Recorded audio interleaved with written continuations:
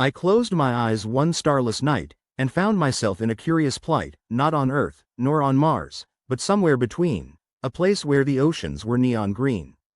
The sky was a canvas of swirling blues, with clouds that danced to some bizarre cues, and there, in the distance, a choir did appear, but this wasn't your average choir, oh dear. Neptune himself stood front and center, wearing a hat that looked like a blender, his trident was glowing, his robe was askew, and his choir? Oh, they were a peculiar crew. First came a jellyfish, translucent and bright, singing soprano with all its might. Its tentacles swayed like a conductor's baton, but its voice, like a kazoo played by a swan. Next was a crab with a deep baritone, clicking its claws to a rhythm unknown. It scuttled sideways, keeping the beat, while a school of fish tap danced with its feet.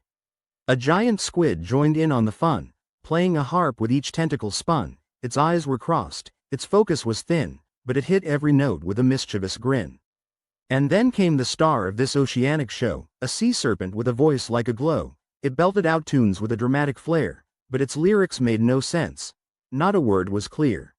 The choir sang of planets and cosmic delights, of asteroids waltzing on Saturday nights, of comets that giggled as they raced through space, and moons that wore bow ties with elegant grace.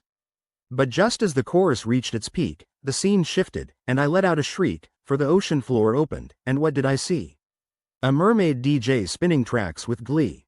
Her turntables were made of coral and shells, and her beats were so catchy, they cast their own spells. The jellyfish boogied, the crab did the twist, and even Neptune joined in with a fist pump and kiss. But wait, there's more, this dream's not done, for next came a puzzle that left me stunned. A treasure chest floated up from the deep, but its lock was a riddle that made my brain weep. What has keys but can't open a door?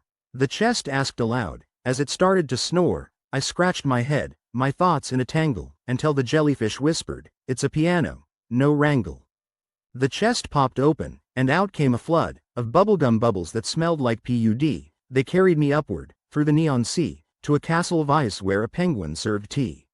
The penguin wore glasses and a bow tie so fine, and poured me a cup of shimmering brine. "Drink up," it said, "it's the finest brew, made from stardust and laughter, just for you." I sipped the tea, and the room began to spin. The walls turned to water, the floor grew thin. I fell through the ceiling, but instead of a splash, I landed on a cloud that was shaped like a hash. The cloud was alive, with a face and a grin, and it spoke in a voice that was paper thin. "Welcome, dear dreamer, to the land of the odd, where logic is silly, and nonsense is God."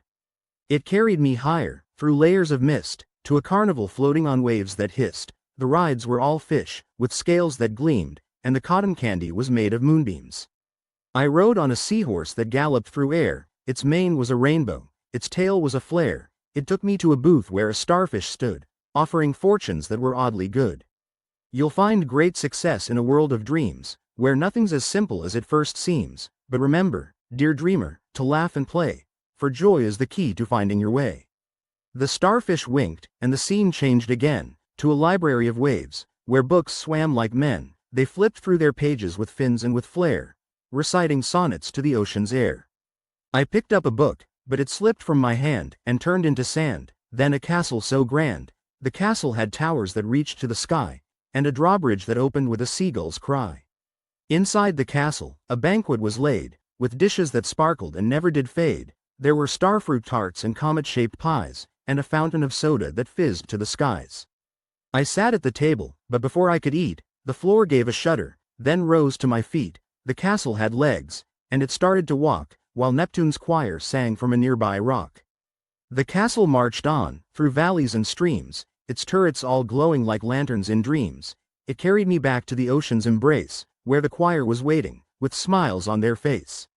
They sang me a lullaby, soft and sweet. As the castle dissolved beneath my feet, I floated on waves that were gentle and kind, and felt myself drifting, leaving the dream behind. But just as I woke, I heard one last note, from Neptune's choir, in a voice remote. "Remember this dream, and the joy that it brings, for laughter is the song that makes hearts take wings."